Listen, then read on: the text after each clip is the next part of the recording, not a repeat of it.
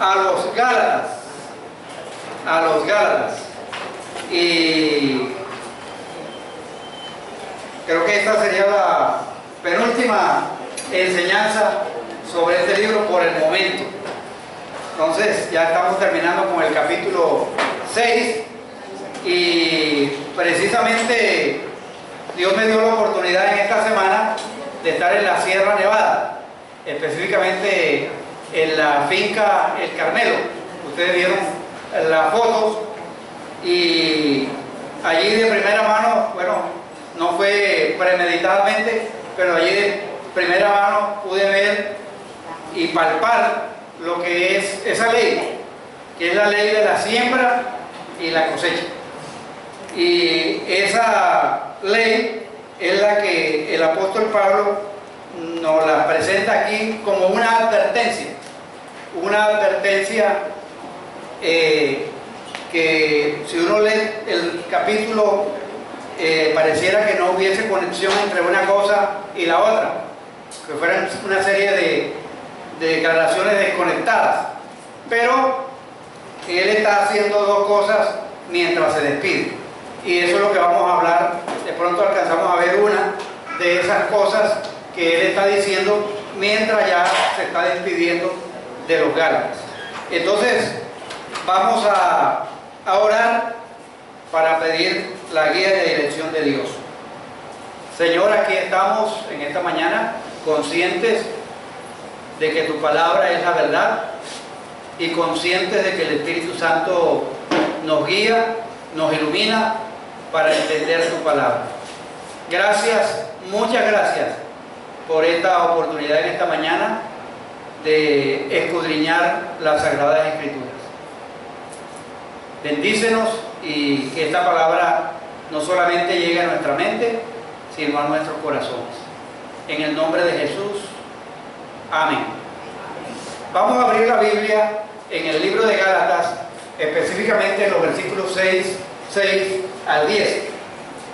Yo por equivocación se los mandé en griego,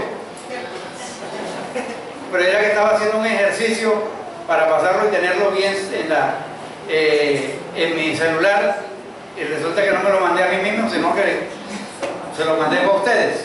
Y entonces Ana María entendió, fue la única que me dijo que entendió. Está bien, Beto lo entendió, ¿verdad?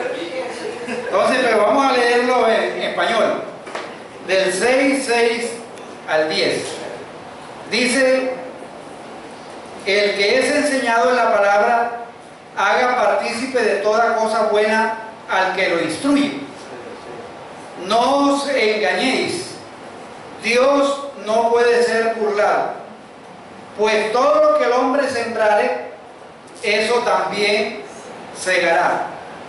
Porque el que siembra para su carne, de la carne segará corrupción, mas el que siembra para el Espíritu, del Espíritu segará vida eterna.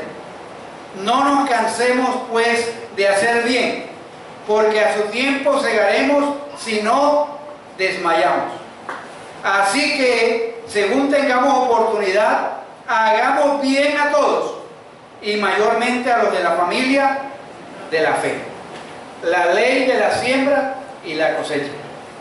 Ese es como parte de la advertencia que Pablo está haciendo a los hermanos Gálatas. Entonces, ¿me ayudan allí?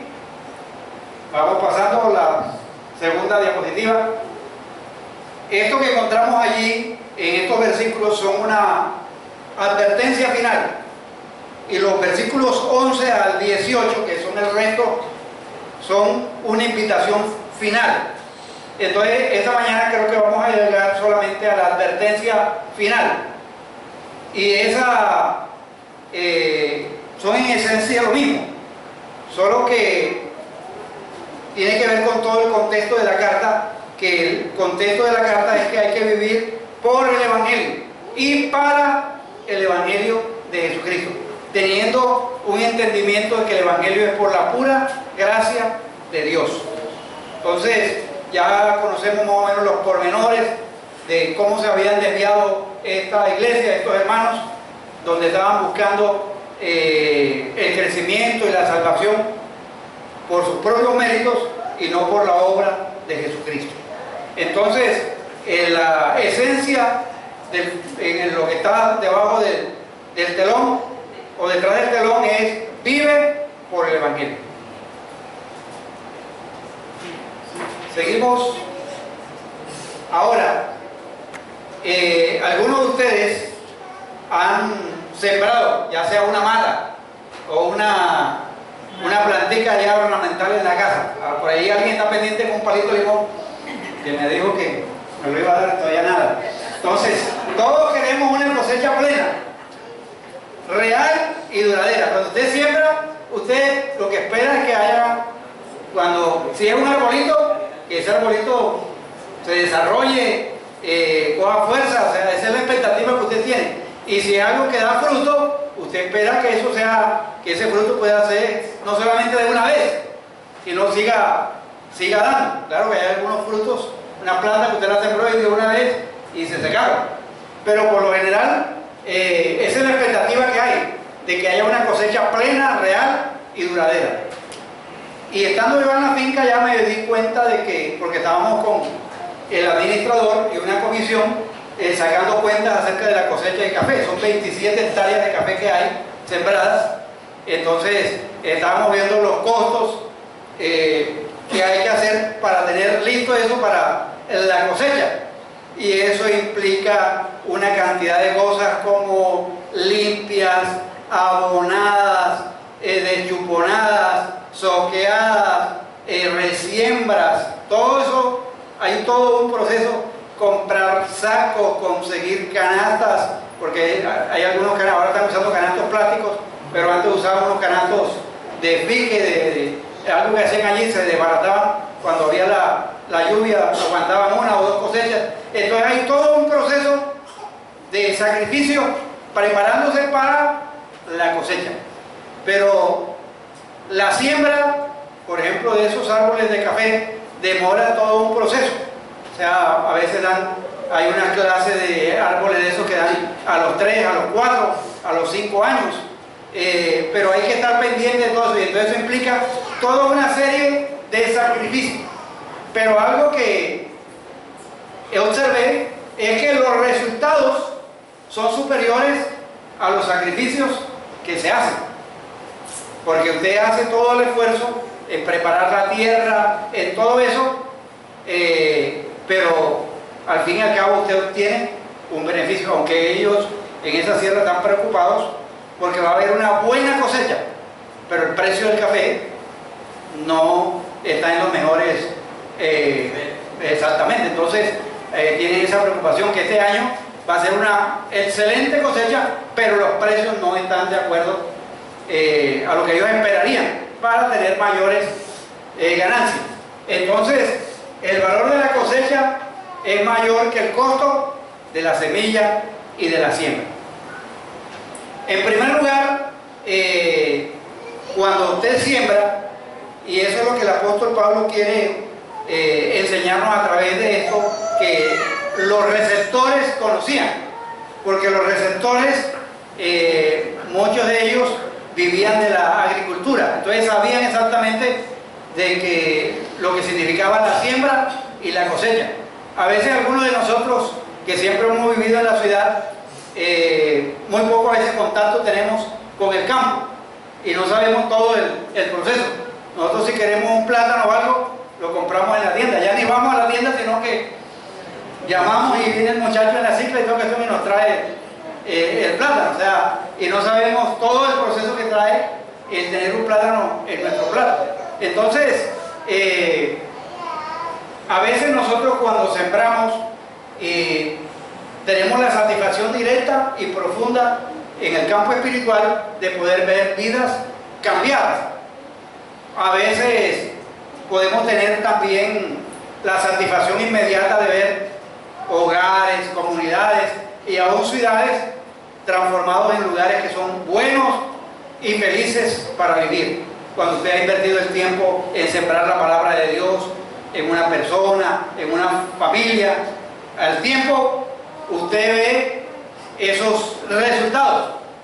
y a veces tiene que esperar más tiempo de lo que usted, a veces uno quisiera que sembrar y a los 3 días o a los 4 días ya tener resultados, pero es un proceso en la vida de las personas. Entonces Pablo está usando esta realidad de la agricultura, de lo que es la siembra y la cosecha, para que ellos puedan, teniendo eso en claro, puedan entender el principio bíblico de sembrar. Ahora, también a veces podemos nosotros tener la satisfacción de ver personas con cargas, que dice el capítulo 6 del versículo 2, donde sobrellevamos las cargas los unos a los otros.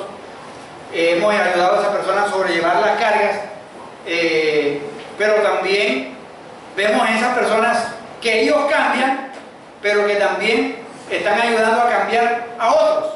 Entonces es una satisfacción tremenda, porque no solamente uno ve la proyección en esas personas, ve los frutos en esa persona, sino que esa persona está ayudando y sembrando y viendo frutos en otros.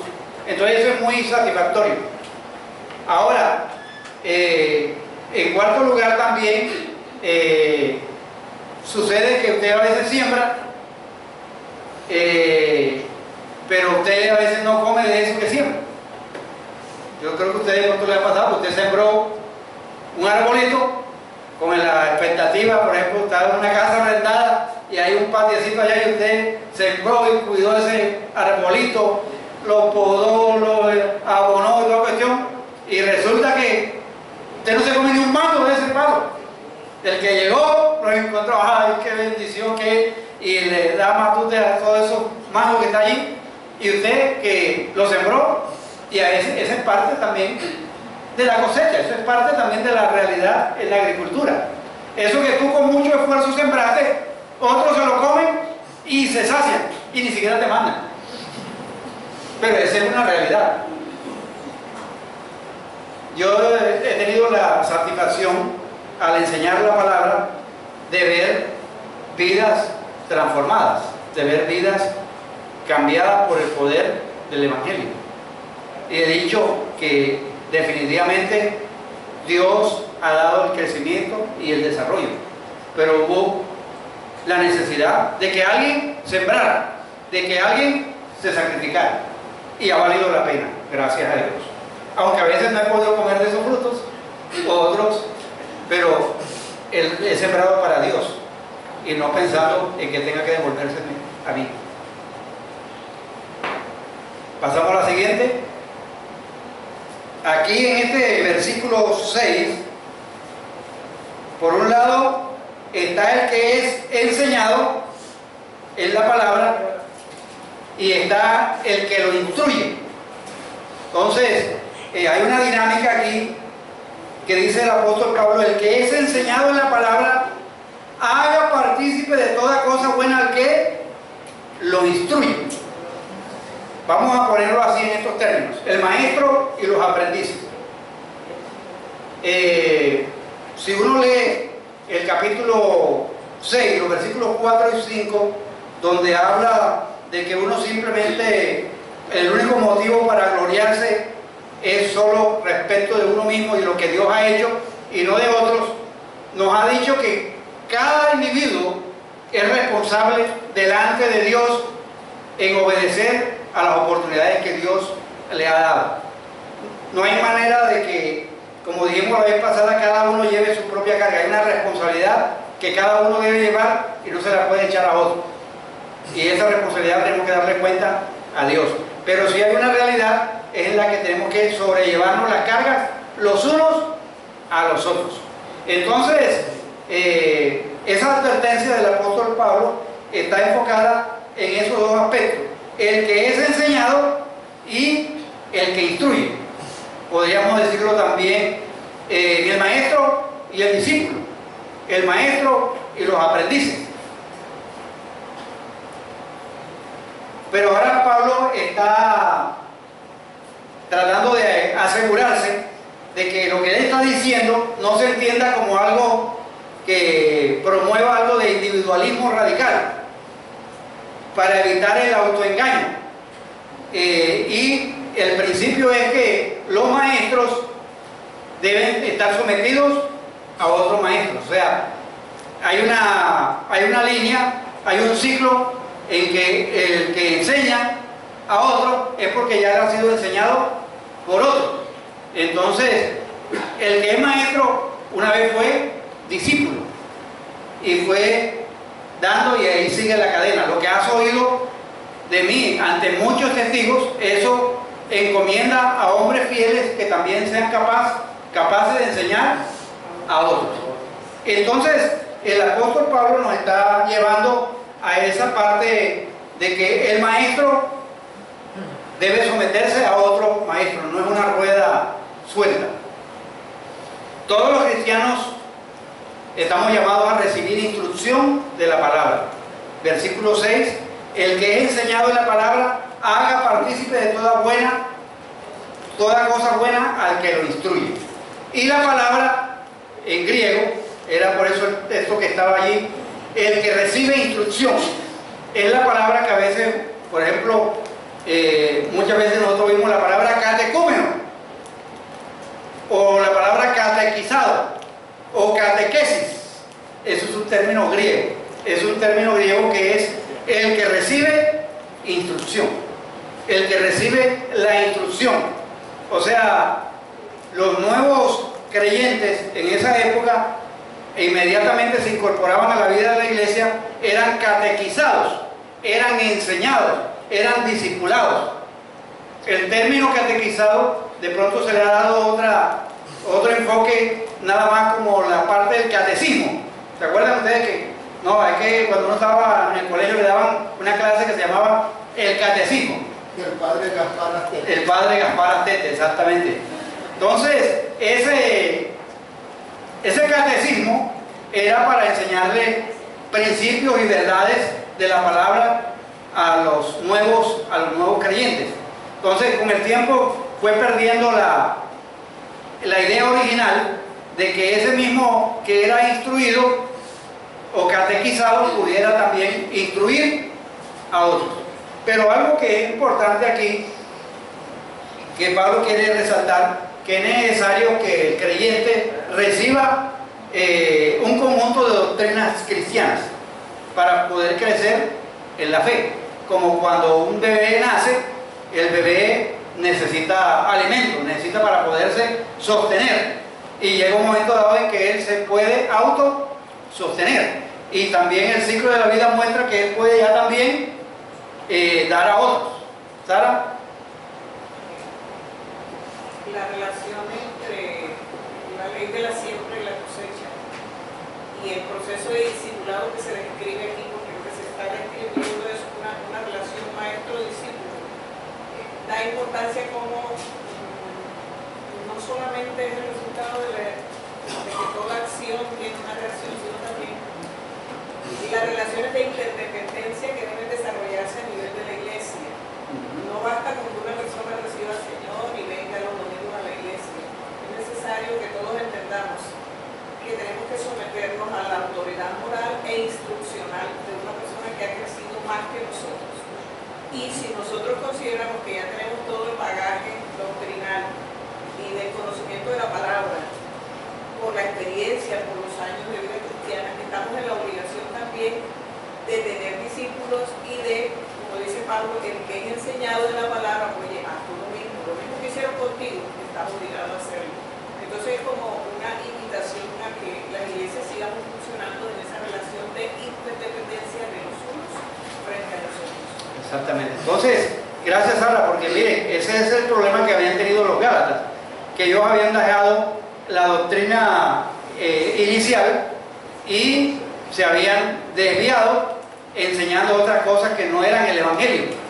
Entonces necesitaban, como que la advertencia es que hay que volver otra vez a los principios, a los rudimentos, el ser enseñado para poder enseñar. O sea, no ser unos cristianos individualistas, sueltos, sino que están incorporados en un cuerpo. Por eso se llama cuerpo de Cristo, se llama la familia de Dios, porque implica relaciones, e implica crecimiento y desarrollo. Entonces, para que haya catequesis, ahí se necesita un instructor. O sea, no es que yo mismo me instruyo, hay una parte de eso, pero siempre necesito a alguien que me instruya. Ese es el concepto en el Nuevo Testamento. Ahora, ellos, los nuevos creyentes, o sea, Pablo espera que los nuevos creyentes reciban una enseñanza básica de discipulado. Ellos quieren que compartan todo lo bueno con quien les enseña, porque miren la relación que hay aquí entre el que recibe y el que enseña. Y la otra palabra que se utiliza ya, compartir todo lo bueno con quien les enseña, es la palabra koinoneo, que es de donde nosotros derivamos la palabra koinonía, que quiere decir compartir o tener comunión. Y eso me hace acordar del sobrino de Henry, que le iban a dar unas clases allá para primera comunión, y él dijo: no, a mí no me van a dar esas clases porque yo soy coinonio. Él quería decir que él venía a una iglesia aquí que se llamaba coinonía, pero él era coinonio, o sea, no estaba tan lejos del concepto. O sea, entonces, koinoneo o koinonio quiere decir compartir, tener comunión. O sea, lo que está diciendo el texto es que el estudiante y el maestro deben trabajar juntos en la tarea de instrucción. El que es instruido debe disponerse también a recibir lo que el maestro le está dando. O sea, y es un proceso dinámico. No es simplemente que el que recibe la enseñanza es algo pasivo, sino que también él hace preguntas, el maestro o el que lo discipula le responde las preguntas, lo orienta y le enseña, porque es que el instructor o el que discipula simplemente a veces va unos pasos más adelante que el otro. Entonces, por eso la dinámica de que lo que yo recibo también lo pueda enseñar a otro. Es como si fueran socios cumpliendo un trabajo. Exactamente, donde se va multiplicando la labor y el crecimiento espiritual. Pasamos a la siguiente. Entonces, el estudiante no es un sujeto pasivo y el maestro no es un dictador tirano, o sea, que simplemente le está dando órdenes a la persona, sino que se desarrolla una relación no solamente de conceptos van y conceptos vienen, sino de compartir vida, de compartir en la dinámica que tenemos en la iglesia, en los cursos de discipulado, es que haya una parte instructiva, pero también hay una parte en la cual la persona comparte con la otra persona sus cargas, sus luchas, para ser ayudado, para ser ministrado y ser animado. Entonces, y a veces el mismo discípulo llega un momento dado en que a veces el que está discipulándolo está atravesando un momento difícil y le es de apoyo al que lo está discipulando, porque se establece una relación muy dinámica. Entonces, pero es interesante que dice allí que el que es enseñado haga partícipe de toda cosa buena al que lo instruye. Seguramente puede ser apoyo financiero. Si el maestro, para hacer su trabajo, bien su trabajo, puede ser sostenido de tiempo completo, medio tiempo, eso beneficia a todos. Nosotros, por ejemplo, en el concepto que tenemos, a la luz de la Biblia, por ejemplo, apoyamos a María Isabel y apoyamos a Alex para que hagan una labor de instruir en la palabra a los yutpas y a la comunidad guayú, o sea, que donde están trabajando. Entonces, porque ellos, para poder desarrollar esa labor, necesitan desprenderse de unos trabajos seculares y están allí en esa labor. Entonces, allí estamos dándole un apoyo a ellos para que ellos puedan hacer una labor. Y ese es el caso aquí cuando dice de que el que es enseñador de la palabra haga partícipe de toda cosa buena al que lo instruye. Y en ese sentido yo quiero darle gracias a Dios por ustedes, porque ustedes son una iglesia que ha entendido ese valor de apoyar el ministerio y de respaldar el ministerio. Y en ese sentido Dios nos ha enriquecido y Dios nos ha bendecido y nos ha provisto también de personas que no necesitamos nosotros sostenerlas, sino que otras personas en iglesias en los Estados Unidos, en Canadá, nos han ayudado para traer unos misioneros y tenerlos aquí entre nosotros y que nos instruyan y que nos animen a llevar a la obra adelante. Entonces, hemos sido beneficiados, pero no debemos quedarnos simplemente en eso, sino también reconocer que hay que, como dice allí, hacer partícipe de toda cosa buena al que nos instruye. Es un principio muy importante. No debe verse como un pago, sino más bien como una recompensa por su labor y una manera de poder contribuir con el reino de Dios. Una relación de generosidad recíproca. Exactamente, correcto. Ese término está bien. Generosidad recíproca. Así como los maestros comparten los dones espirituales que Dios les ha dado con la persona que aprende, así las personas que aprenden comparten los dones monetarios que Dios le ha dado con el maestro.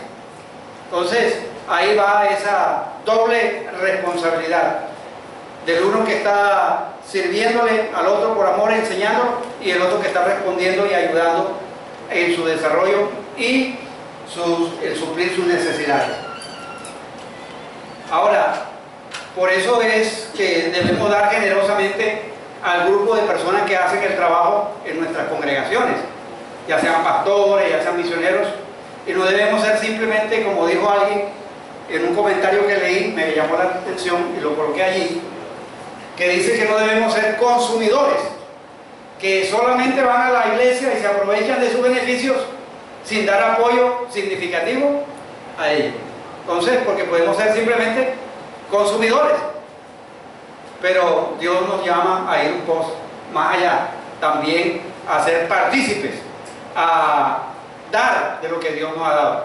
Entonces, y este dar debe ir acompañado de la actitud correcta, porque a veces también se ha ido al extremo que todo es dar, que la persona tiene que sembrar, que la persona tiene que, y no simplemente lo anima, sino que lo presiona, y es como un atraco a Biblia armada.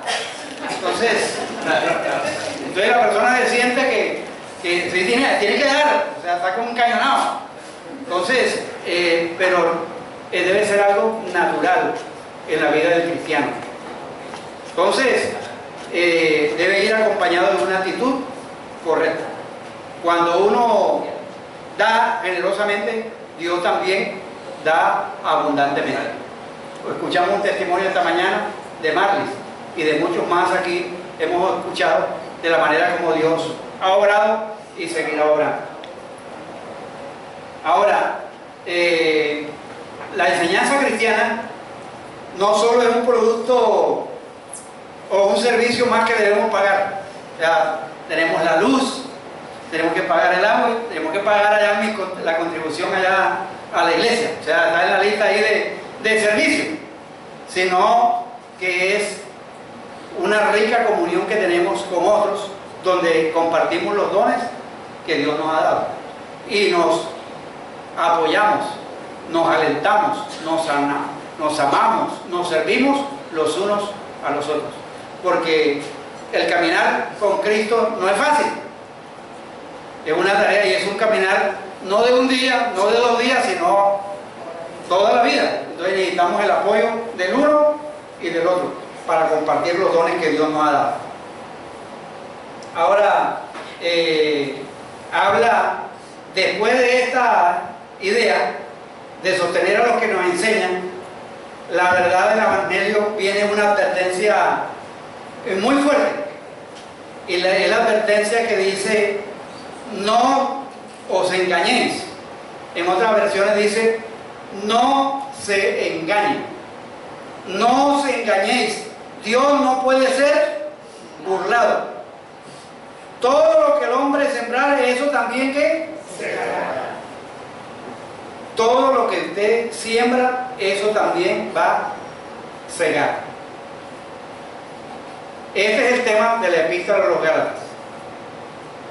Estos recipientes de la palabra de Dios por el mensaje del apóstol Pablo habían sido catequizados, instruidos por el mismo Pablo, pero ahora están en un grave problema.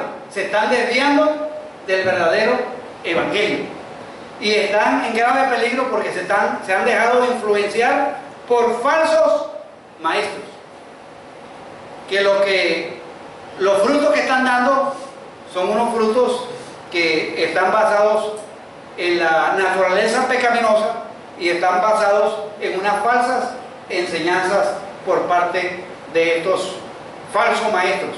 Entonces, por eso es que Pablo es bastante fuerte. No os engañéis. No piensen que a Dios ustedes lo pueden burlar. Olvídense de eso. No os engañéis, porque todo lo que el hombre sembrare, eso también segará. Ahora, Pablo está argumentando que en toda la carta que definitivamente los falsos maestros no estaban en comunión con los gálatas, más bien estaban usando a los gálatas para su propio beneficio. Miren lo que dice Gálatas 4:17. Tienen celo por vosotros, pero no para bien, sino que quieren apartarnos de nosotros para que vosotros tengáis celos por ellos. O sea, esos falsos maestros estaban buscando, era su propia gloria y su propio beneficio. No estaban buscando el crecimiento y el desarrollo de los gálatas. Entonces, lo están usando, Pablo les dice, lo están usando para la aprobación, para ellos mismos.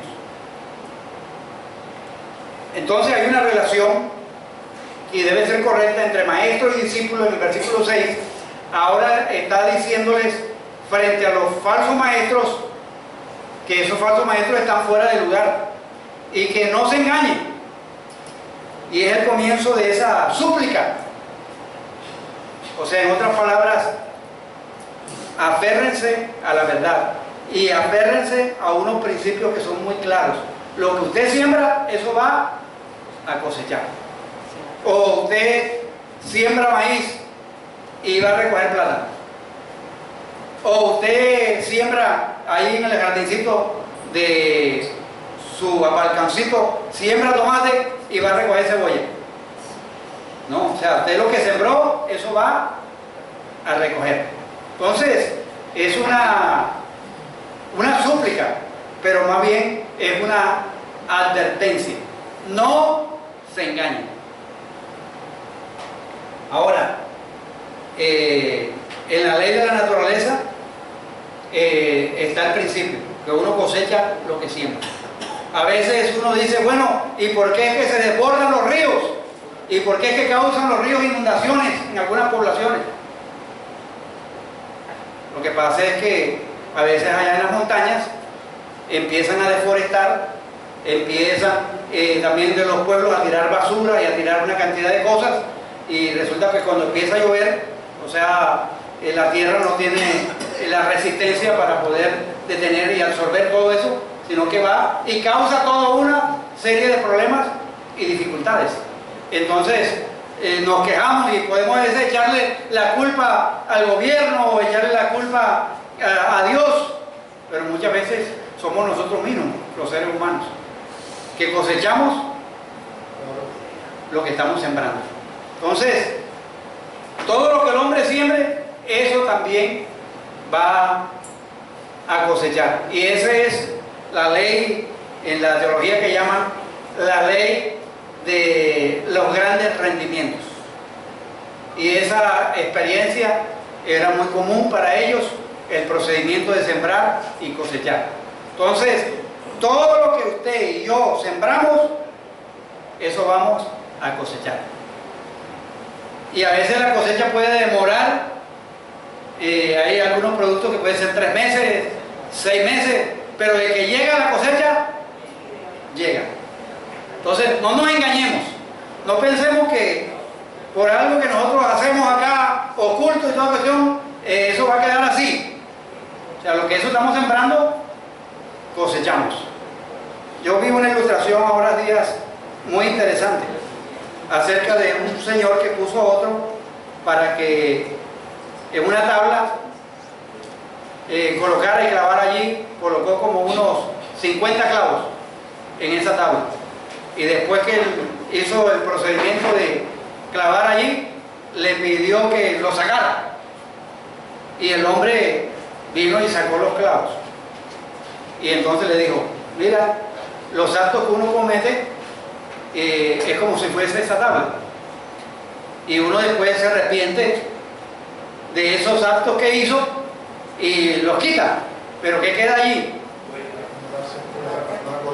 Quedan las consecuencias. Y esas consecuencias de pronto con el tiempo se pueden ir cerrando. Si la madera es fresca se puede ir cerrando, o le puede ir echando acerrín y con colbón y lo puede ir maquillando y toda cuestión allá, pero ahí quedan unas consecuencias. Entonces, en lo que uno siembra, eso cosecha y ahí quedan las consecuencias. No nos engañemos. Hay un dicho popular que dice, el que siembra viento recoge tempestad. Pero el que siembra maldad va a recoger esa maldad multiplicada. Exactamente. Y eso es lo que viene a lo siguiente en el próximo versículo. Ahora, ya bueno, esa pregunta se la hice si alguien había sembrado un árbol o una mata. Y en la jardinería o en la agricultura, este es el principio absoluto. Y hay por lo menos dos principios, dos aspectos. Cualquier cosa que siembres, la cosecharás. Si siembras semillas de tomate, no tendrás maíz. Y ahí no importa el deseo que usted tenga. No, que yo quiero que nazca una mazorca. No, yo deseo y anhelo comer mazorca de esta mata. Pero usted lo que sembró fue tomate. Entonces lo que va a cosechar es tomate. Entonces, prestemos atención. No nos engañemos. No nos engañemos. Sin importar, en segundo lugar, lo que nosotros sembremos, la cosecha va a venir. Aunque la semilla usted la eche allí en un tarrito o algo así, y puede ser que a veces no ve ningún efecto aparente por un largo tiempo, pero después aparecerá la matica, y luego la matica esa dará el fruto. No es la siega lo que determina la cosecha, sino lo que uno siembra, la siembra. Si usted sembró tomate, va a cosechar tomate. Si usted sembró para la carne, lo que va a recoger es carnecol. Entonces, lo que uno siembra, eso va a recoger. No esperemos algo diferente, porque es que a veces pensamos que no, es que yo tengo el deseo y que pensamos que somos más sabios que Dios. No, es que yo hago esto y lo otro y no voy a recibir ningún, voy a cosechar otra cosa. Hago el mal y pienso recibir el bien. Entonces nos engañan, no nos engañemos. O sea, a veces queremos engañarnos nosotros mismos. Y pensamos que al engañarnos nosotros mismos engañamos a Dios. Avancemos. Esa ley de los rendimientos es imparable, tanto en el reino moral, espiritual, como en el reino agrícola. Lo que dice Dios es que de Él nadie se burla. A Dios no se le puede tratar a la ligera. El que siembra para su carne, de la carne sacará ¿qué? Corrupción. El que siembra para el espíritu, del espíritu segará vida eterna. No vayamos a pensar que somos más inteligentes que Dios. No, que yo hago esto y toda cuestión allá y no, yo logro manejarlo, yo logro controlarlo y me va a salir bien. No.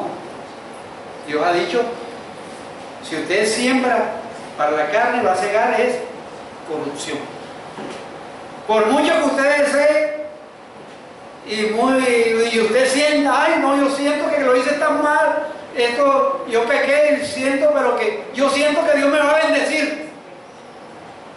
No, olvídese, usted puede sentir que todo está bien, pero eso está mal. Y a Dios usted no lo puede engañar. Porque es que eso es otra cuenta, es otro cuento que nosotros nos inventamos. Es pensar que nosotros podemos, por nuestros sentimientos y una cuestión, contrarios a la palabra de Dios. Y cuando Dios nos dice que Dios no se puede engañar, es que eso es verdad.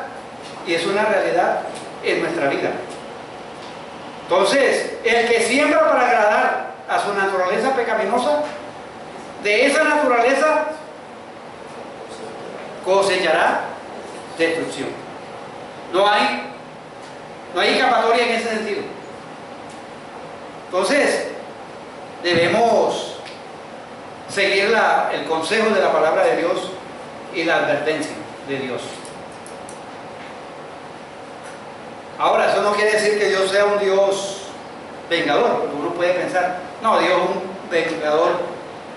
Y esa era la imagen que yo tenía a veces antes de convertirme. Era un señor con una barba blanca, con un lacito aquí y un palo en la mano, que estaba allá como esperando para ver que alguien aquí en la tierra hiciera algo y una vez mandarle el palazo. Él no está buscando vengar cualquier afrenta o insulto. Es que somos nosotros mismos. Pero es fácil uno buscar y echarle la culpa, y entonces después que hacemos esto y lo otro y pecamos contra Dios, entonces después estamos humillados. Ay Señor, mira Señor, que ¿por qué tú no te tardas, Señor, en escucharme? Señor, que ¿por qué esto por acá? Cuando lo que hemos es invertido en el lugar equivocado. Hemos invertido para la carne y no para el espíritu. Cuando usted siembra para el espíritu, cuando usted siembra para la vida espiritual, va a recoger cosas buenas y agradables delante de Dios. Entonces, el proceso de las consecuencias morales es algo, digamos, natural, es algo orgánico, y se va a dar y se dará. Entonces, por eso tenemos que tener mucho cuidado qué es lo que estamos sembrando y dónde estamos sembrando. Fijarnos, porque a Dios no lo podemos engañar. De pronto al que nos instruye lo podemos engañar. Por ejemplo, usted está haciendo los 7 pasos con alguien y usted le da la instrucción a esa persona de los 7 pasos, pero si la persona no confiesa, si la persona no se pone a cuenta con Dios, ya eso no es responsabilidad del que lo instruye, es una responsabilidad suya, porque usted no quiere ser transparente, no quiere ser ayudado como la palabra de Dios lo enseña. Entonces, hermanos, no crean que Dios se puede dejar burlar. Podemos burlarnos de nosotros mismos, pero de Dios no. Ahora, yo pensaba en ese sentido también, a nosotros que nos gusta comer un poquito más de lo debido. Si comemos comida grasosa, ¿qué pasa? Tenemos problemas, podemos llegar a tener problemas en el corazón. Ahora, si tú siembras mal las semillas, no escoges las semillas adecuadas y siembras, vas a tener una cosecha pobre, vas a tener pobreza.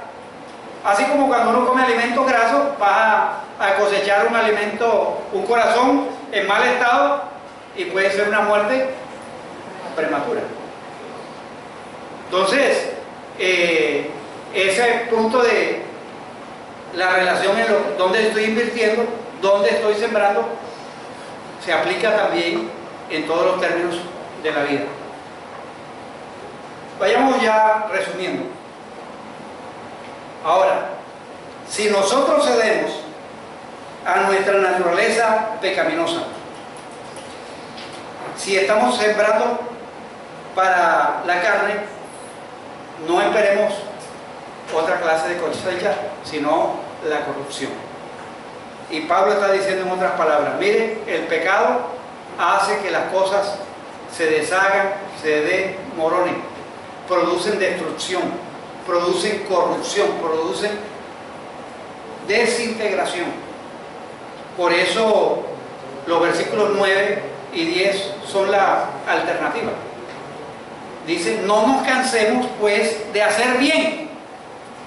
El hacer bien, y ahí podemos decir el hacer bien en general, porque a su tiempo segaremos si no desmayamos. Hacer el bien, hacer lo bueno, pero Él va más allá. Así que según tengamos oportunidad, hagamos bien a todos. El cuadro es bastante amplio, pero dice mayormente a los de la familia de la fe. Entonces, porque uno puede preocuparse y decir, no, yo estoy haciendo bien a todos, pero el apóstol dice mayormente a los de la familia de la fe. Es como la Biblia dice acerca de aquellos que no proveen para su casa, no cuidan de su casa, ¿cómo pueden cuidar de la iglesia de Dios? Aquel que dice, no, yo en la iglesia soy líder, yo en la iglesia esto y esto, y hago esto y esto, pero en la casa ¿qué? Y en la casa provees, en la casa estás atento a esto, en la casa estás atento a lo otro. O sea, la Biblia descalifica esa clase de líderes. Que el que no administra bien su casa, ¿cómo puede administrar las cosas de Dios? Entonces, el llamado es hacer el bien. Vamos a pasar a la última, donde están algunas aplicaciones. Avanza, avanza. Ustedes vayan a la última, por favor. Ok. A la luz de estos versículos, la pregunta es si ustedes pueden pensar en algunas situaciones de la propia vida en las cuales sembramos para agradar a nuestra naturaleza pecaminosa, te ha llevado a cosechar destrucción. No necesito que alcen la mano ni que digan, no, yo pastor, yo he fracasado en esto. No, o sea, la idea es que pensemos situaciones en la propia vida nuestra en que por agradar a nuestra naturaleza pecaminosa lo que hemos cosechado es destrucción. Decisiones que hemos tomado contrarias a la palabra de Dios, en las cuales nos hemos engañado a nosotros mismos y pensamos que hemos engañado a Dios.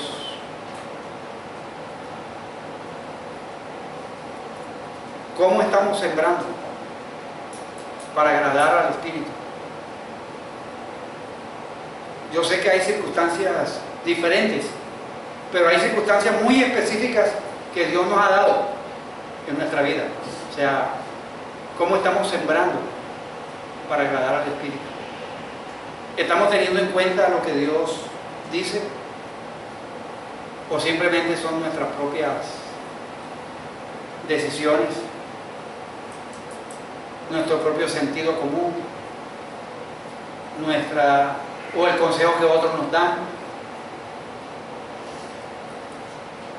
Sembremos para el Espíritu, porque lo que vamos a cosechar del Espíritu es no solamente vida eterna, sino bienestar espiritual mientras caminamos aquí en la tierra. La siguiente. Estos versículos deben motivarnos para hacer bien a todos. Recuerden que cuando el término en Gálatas, el hacer bien a todos, no es para alcanzar la salvación, sino porque la salvación ya ha sido provista por Dios. El hacer bien a todos es porque al sembrar bien, yo voy a cosechar bien. El fruto del Espíritu. Exactamente. Se refiere a hacer benignos. Exactamente. Hacer benignos, tener templanza, amor, fe, esperanza.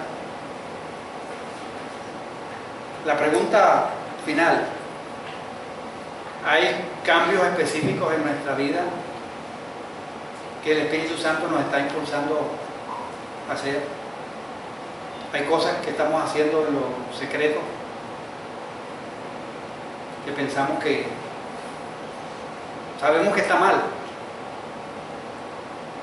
pero no siento que está tan mal? El problema no es si te sientes mal, el problema es si estás haciendo lo que agrada a Dios o lo que agrada a la carne. Cerremos nuestros ojos y reflexionemos por un momento.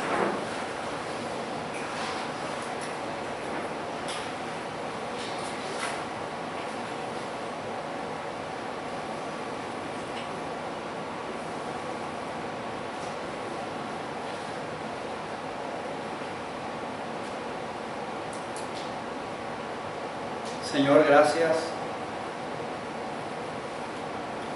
por las personas que un día tú pusiste alrededor nuestro para no solamente mostrarnos el camino, sino acompañarnos en ese peregrinaje, aquellos que en nuestros primeros pasos estuvieron allí al lado, que en medio de los tropiezos, en medio de las caídas, tuvieron la paciencia para levantarnos, para instruirnos. Hoy te damos gracias, Señor, por esas personas. Y perdónanos si a ese tipo de personas que nos enseñaron no los hemos hecho partícipes de cosas buenas, sino que de pronto lo hemos visto simplemente como que era su responsabilidad, era su deber, era su trabajo. Señor, ayúdanos a guiar a otros, que eso que hemos recibido, Señor, podamos instruir a otros en la palabra, enseñarles los primeros rudimentos de la palabra, guiarlos.